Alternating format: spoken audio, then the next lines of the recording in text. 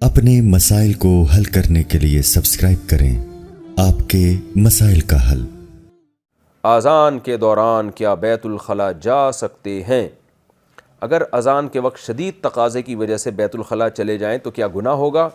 Gujarat India سے، نام نہیں لکھا، بس انڈیا گجرات سے ہیں، شاید ان کو شرم آ رہی ہو ایسی باتیں پوچھتے ہوئے، نام اس لیے ہائی لائٹ نہیں کیا۔ خیر، شدید تقاضا نہ بھی ہو تو بھی بیت الخلاء اذان کے وقت جا سکتے ہیں، تقاضا ہونا چاہیے، بس بغیر تقاضے کے تو میرا خیال ہے نہیں جائیں گے آپ۔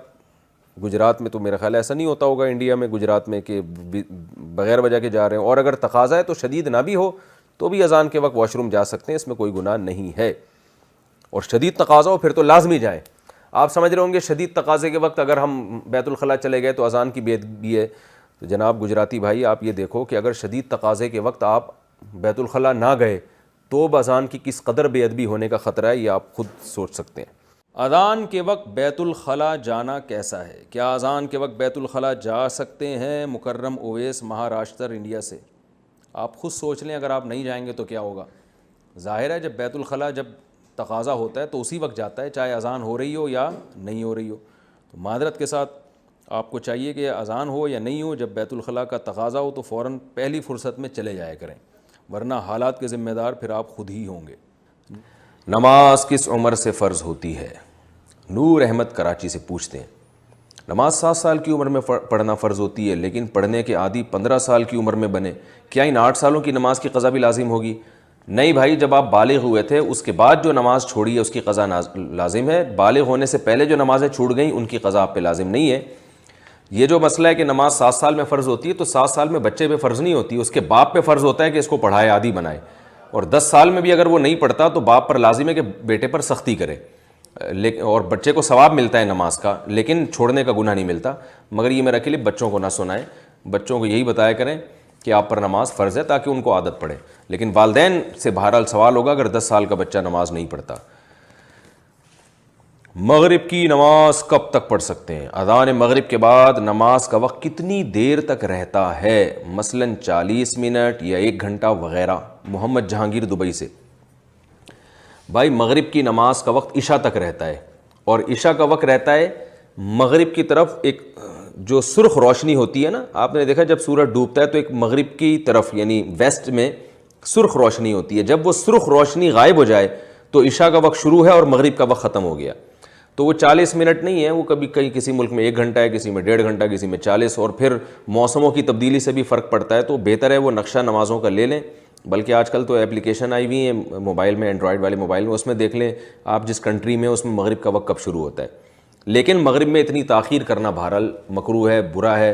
مغرب کی نماز میں جلدی کرنا نبی صلی اللہ علیہ وسلم کی سنت ہے، اس میں بلا وجہ تاخیر کرنا یہ ٹھیک نہیں ہے، جتنا جلدی ہو مغرب کی نماز پڑھیں آپ۔ کیا اذان کے وقت ہنسنے سے کلمہ نصیب نہیں ہوتا؟ شاہ رخ احمد کراچی سے پوچھتے ہیں۔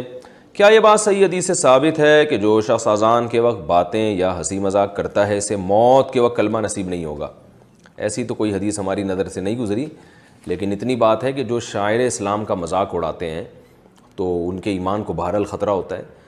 تو اذان کے وقت اگر توجہ ہی نہیں تھی پھر ہنسی مذاق کیا کسی نے تو غلط ہے، بری بات ہے، لیکن جان کر اگر کوئی اذان کا مذاق اڑائے اور کو توجہ بھی، لوگ اس کو بتا رہے ہیں بھائی اذان ہو رہی چپ ہو جاؤ، لیکن وہ چپ ہی نہیں ہو رہا اور لطیفے سنا رہا ہے اور ہا ہا ہو لگا کے رکھا ہوا ہے، تو یہ ایک مذاق اڑانے والی بات ہے۔ ایسے شخص کے بارے میں بہرحال خطرہ ہو سکتا ہے کہ یہ اللہ تعالیٰ کے یعنی ایک شاعر کی بالکل توہین کر رہا ہے، تو کہیں اس کا ایمان سلب نہ ہو جائے۔ یقینی طور پر نہیں کہا جا سکتا لیکن اس کا خطرہ ہوگا۔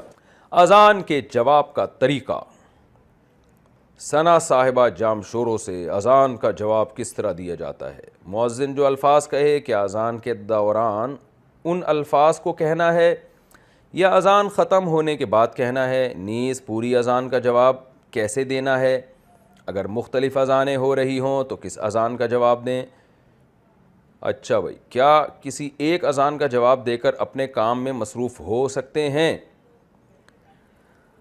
جی، سب سے پہلے جو آپ کے جو محلے کی مسجد ہے نا، جو قریب ترین مسجد، اس کی اذان کا جواب دے دیں تو کافی ہے، کیونکہ آج کل مائک ہوتے ہیں تو دور دور کی مسجدوں کی بھی اذانوں کی آوازیں آ رہی ہوتی ہیں، تو بس آپ اپنی قریب ترین مسجد کی جب اذان کی آواز آئے تو اس کا جواب دے دیں، یہ کافی ہے انشاءاللہ۔ تو اب اس کی فضیلت حاصل ہو جائے گی. اور اگر آپ کو یہ پتہ نہ ہو, جیسے خواتین کو نہیں پتہ ہوتا بعض دفعہ ممکن ہے, یا یعنی یہ نہیں پتہ ہو رہا کہ قریب مسجد کون سی ہے, یا اتنی زیادہ اذانوں کی آوازیں آ رہی ہیں کہ بعض دفعہ دور کی مسجد کی جو اذان کی آواز ہے وہ زیادہ تیز آ رہی ہوتی ہے, قریب کی مسجد کی کم آ رہی ہوتی ہے, تو پتہ ہی نہیں چل رہا ہے, کنفیوژن ہو رہی ہے. تو جو سب سے پہلی اذان ہو اس کا جواب دے دیں, باقیوں کا پھر بے شک نہ بھی دیں. اور اذان کا جواب دینے کا طریقہ کیا ہے کہ جو الفاظ مؤذن دہراتا ہے, جیسے ہی وہ خاموش ہو آپ بھی وہ الفاظ دہرائیں. جیسے مؤذن نے کہا اللہ اکبر اللہ اکبر, تو جب راہ پہ پہنچا آپ نے فوراً کہنا ہے اللہ اکبر اللہ اکبر. پھر مؤذن کہے گا اللہ اکبر اللہ اکبر, جیسے ہی خاموش ہو آپ نے فوراً کہنا ہے اللہ اکبر اللہ اکبر. جب وہ کہے گا اشہد ان لا الہ الا اللہ, جیسے ہی خاموش ہوتا ہے آپ نے کہنا ہے اشہد ان لا الہ الا اللہ.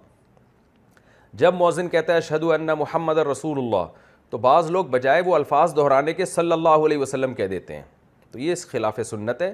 جب مؤذن کہے گا اشہد ان محمد رسول اللہ, تو آپ نے بھی کہنا ہے اشہد ان محمد رسول اللہ. پھر جب وہ کہے گا حی علی الصلاۃ, تو آپ نے کہنا لا حول ولا قوۃ الا باللہ, کیونکہ مؤذن نے کہا ہے نا کہ آ جاؤ نماز کی طرف, تو ابھی نیکی کا کام ہے نا, تو آپ نے کیا کہنا ہے لا حول ولا قوۃ الا باللہ. برائی سے بچنے کی طاقت اور نیکی کرنے کی طاقت اللہ کی توفیق کے بغیر ممکن نہیں ہے. یہ مطلب ہے ان کلمات کا. یعنی تم نماز کے لیے بلاتے رہے ہو تو ہم اللہ سے توفیق مانگ رہے ہیں, کیونکہ برائی سے بچنا نیکی کرنا اللہ کی توفیق کے بغیر ممکن نہیں ہے. تو اس طرح سے گویا اللہ سے دعا مانگی جاتی ہے کہ ہمیں تو نماز کی توفیق دے. جب مؤذن کہے گا حی علی الفلاح, تو بھی کہنا لا حول ولا قوۃ الا باللہ. فجر کی اذان میں اگر مؤذن کہتا ہے الصلاۃ خیر من النوم, تو جواب میں یہی کہنا ہے الصلاۃ خیر من النوم. پھر وہ اللہ اکبر کہے گا تو آپ نے بھی کہنا ہے. پھر لا الہ الا اللہ کہے گا تو آپ نے بھی کہنا ہے.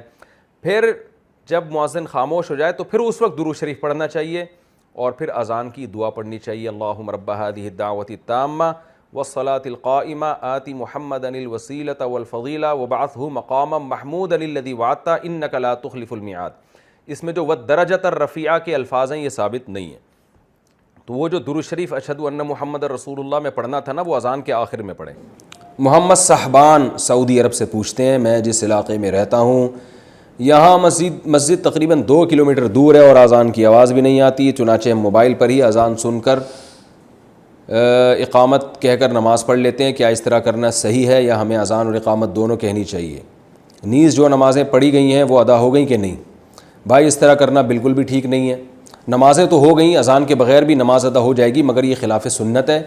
فرض نماز آپ کو اذان کہہ کے پڑھنی ہے. ہاں اگر اذان کی آواز آپ کو آتی ہے, دور کوئی مسجد ہے جس کی آواز آپ تک آ رہی ہے, پھر آپ کے لیے اذان کہنا یہ ضروری نہیں ہے. عبداللہ ابن مسعود رضی اللہ تعالیٰ عنہ کا مشہور قول ہے اذان الحی یکفینا, محلے کی اذان ہمارے لیے کافی ہے. لیکن اگر اذان کی آواز نہیں آتی تو پھر آپ کو چاہیے کہ آپ پراپر طریقے سے اذان کہیں, اقامت, اور پھر اس کے بعد فرض نماز ادا کریں.